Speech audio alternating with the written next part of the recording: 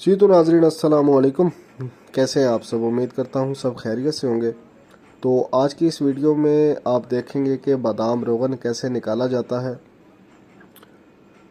और दूसरा मकसद इस वीडियो को बनाने का ये है कि जिन हजरात का ये तसव्वुर है कि बाज़ार में गिरियाँ बादाम रोगन निकालने के बाद सेल होती हैं, तो ऐसा नहीं है।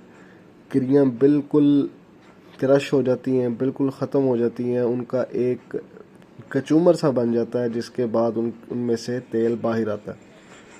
तो बाकी आप वीडियो में मुलाजा फरमाएं, आपको सारी बात साफ़ हो जाएगी।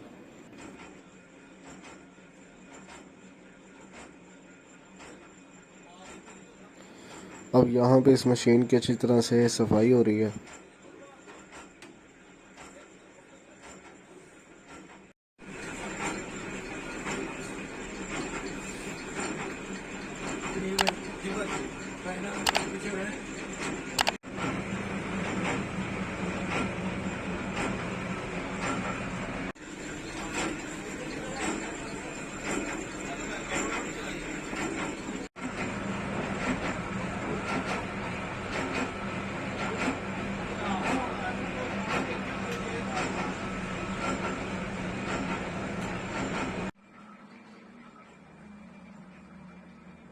स्टार्ट में एक दफ़ा जो पहले भोग बना हुआ है उसी में से ये थोड़ा सा पानी ऐड करके मशीन से निकालेंगे, ताकि मशीन की अंदरूनी भी सफाई हो जाए। उसके बाद इसके जो नीचे वाले बर्तन हैं ये सारे साफ़ होंगे। उसके बाद ये तेल निकलना स्टार्ट कर देंगे।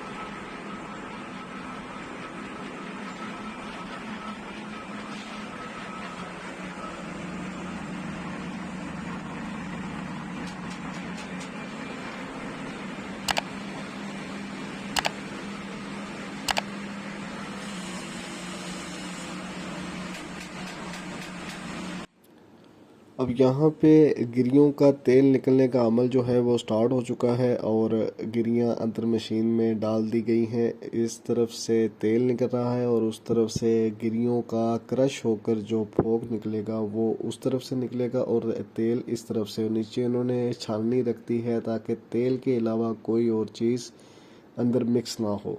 जो भी चीज़ होगी वो छाननी के ऊपर रह जाएगी और तेल नीचे से निकल जाएगा।